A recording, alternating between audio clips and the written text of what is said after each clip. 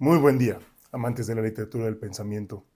El día de hoy vamos a comentar quizá una de las escenas más significativas de Crimen y Castigo.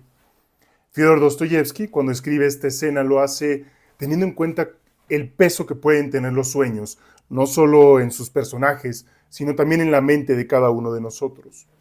Raskolnikov, quien es el personaje principal, se encuentra ya pensando y divagando sobre el asesinato que va a cometer. Él ya no es quien era antes y cada día hasta se asusta de sí mismo, de cómo diablos es que yo estoy pensando esto y cómo diablos es que yo voy a realizar este acto. Pero el mismo Raskolnikov, al estar pensando esto, lo que no ve es que una vez que lo está pensando es que también ya lo está proyectando, ya se está visualizando en realizar ese asesinato. Y de repente tiene un sueño que es como un recuerdo de cuando él era niño, en donde su papá lo estaba acompañando. Y de repente hay un tumulto y un bullicio y su papá le dice, no voltees a ver, no regreses.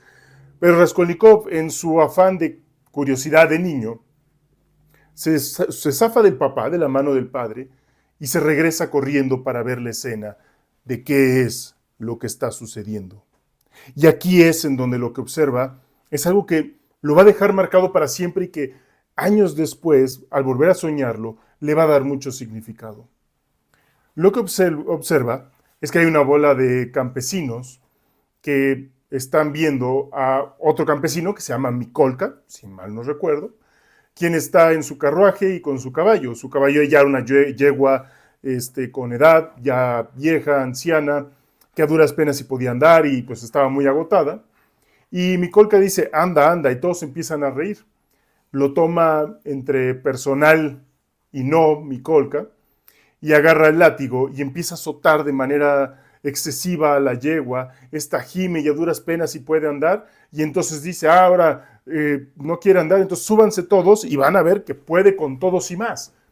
Y se empiezan a subir los demás personas, o uno tras otro, y el peso empieza a ser desgarrador y abundante para esta pobre yegua.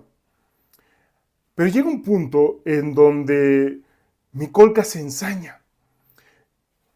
Empieza a escuchar el bullicio y entre toda la multitud de personas toma esta valentía de empezar a pegarle con el látigo inclusive en los ojos, inclusive en las orejas, inclusive en el hocico de la yegua, a tal punto que cada vez sus gemidos y quejidos son mayores. Alguien le dice, no azotes a esa yegua, ¿qué te pasa? ¿Qué animal? Etcétera. Y él lo único que exclama es mi propiedad privada. Y como es mi propiedad privada, puedo hacer lo que yo quiera. La sigue azotando hasta el punto en que termina con la vida de la yegua gritando que era su propiedad privada. Es una de las escenas más cruentas que podemos observar en Dostoyevsky, en donde se da el lujo inclusive de tener mucho detalle en lo que está sucediendo. También nos explica mucho de la mentalidad del pueblo ruso que estaba cambiando en la época. Estaba, digamos, cambiando la época del zarismo y se estaba vislumbrando ya el comunismo, pero también todavía había ideas superliberales y, digamos, bueno, el comunismo también es una forma de liberalismo.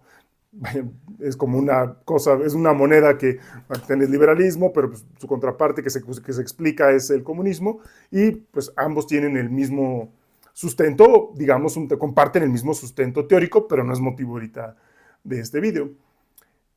Y entonces en ese ambiente en donde están dejando el imperio zarista, pero es liberalismo, pero dejaron apenas de tener siervos o este sistema semifeudal, ya se vislumbra el comunismo, podemos ver estos personajes que van a apuntar a exclamar que esto es mi propiedad privada.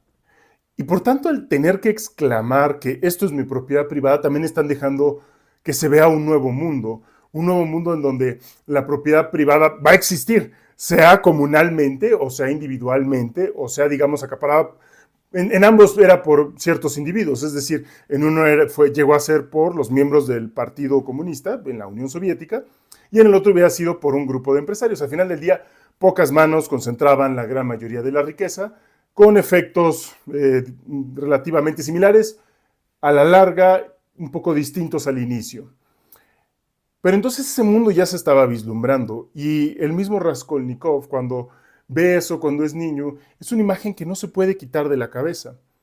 Conforme va creciendo y llega al punto en donde se está vislumbrando en cometer pues este delito, ¿no? De este asesinato, hay un problema con esto, que este sueño es más significativo de lo que uno podría pensar de primera impresión. De entrada, lo que nosotros vamos a tener es que este niño que tenía compasión por la yegua, que gritaba porque no la azotaran más, ese niño es la parte empática, amorosa, compasiva de Raskolnikov que aún vive. Mikolka, el que dice es mi propiedad privada y que da argumentos, es la parte racional, ensimismada, egoísta, digamos, también, digamos, ya sin importarle nada de sensibilidad, sino que todo tiene que ser eficiente. Y si tu propiedad privada no es eficiente, entonces tienes que deshacer de ella. O que las vidas se pueden cambiar o se pueden sustituir si ya no funcionan más en un mundo tan despiadado como es nada más el mero ejercicio racional, sin ver, digamos, los sentimientos o la empatía, el sufrimiento ajeno. En Raskolnikov existen todavía las dos posibilidades, pero en él ya se está vislumbrando ambas cosas. Ya está dejando de ser ese niño y se está ensimismando y está solamente con este ego y este resentimiento de que debería ser algo más, de que él debería tener algo más, que esa vida no es suficiente para alguien tan brillante y tan genial como él lo es. Y eso le molesta en sobremanera a Raskolnikov. Tan le molesta que inclusive no puede soportar a otras personas hablando y las juzga de antemano. Se empieza a volver irascible, se empieza a volver huraño, solitario, empieza a despreciar a la humanidad, que es eso lo que estamos viendo en este sueño, un gran desprecio por lo humano. Se desprecia la compasión y los sentimientos, pero ahora se ve todo como si fuera un ámbito mecanicista en donde es válido azotar y golpear siempre y cuando eso le funcione a un sistema dado, ¿no? Vean que aquí pues, tengo mi libro y voy a nada más leer una parte de lo cruel que es esto. Disculpen, lo tengo en inglés, pero bueno, espero, pues, si no, ahí están los subtítulos, ¿no? En el YouTube en esta parte. Pero, pues bueno, es la versión que tengo o la que conseguí porque como estuve dando un curso, y pues bueno, era una licenciatura en idiomas, pues había que darlo en inglés y además, pues bueno, fuera de eso, si no, hay muy buenas ediciones en castellano, pero yo aún no la tengo. My property, shouts Mikolka, standing there with the bar in his hands and bloodshot eyes. He seems sorry not to have anyone left to hit. You have no fear of God, shouts the crowd, in many voices now. But the poor boy is beside himself. He yells and squeezes his way through the crowd to the sorrel, throws his arms around her dead, bloodied muzzle and kisses her. Kisses her on her eyes, her lips. Then he suddenly jumps up and charges at Mikolka with his little fists. And that very moment his father, who's been chasing after him in vain, finally grabs him and hauls him out of the crowd. Off we go now, off we go, he tells him. Home. Daddy, the poor little horse, they've killed it. What for?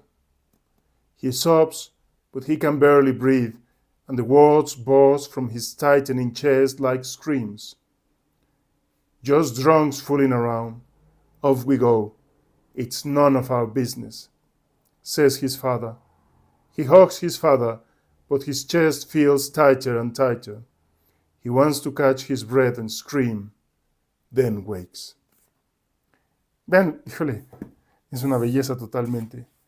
Ve a ese pobre caballo ahí tirado y todavía va y lo abraza y siente compasión por él mismo.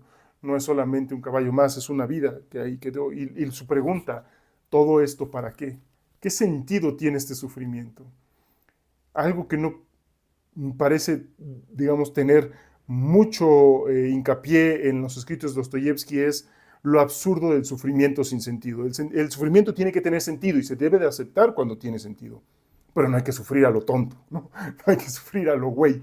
Y este sufrimiento no lo puede entender a través del personaje de Raskolnikov. Le pregunta a su padre, ¿todo esto para qué? ¿Para qué?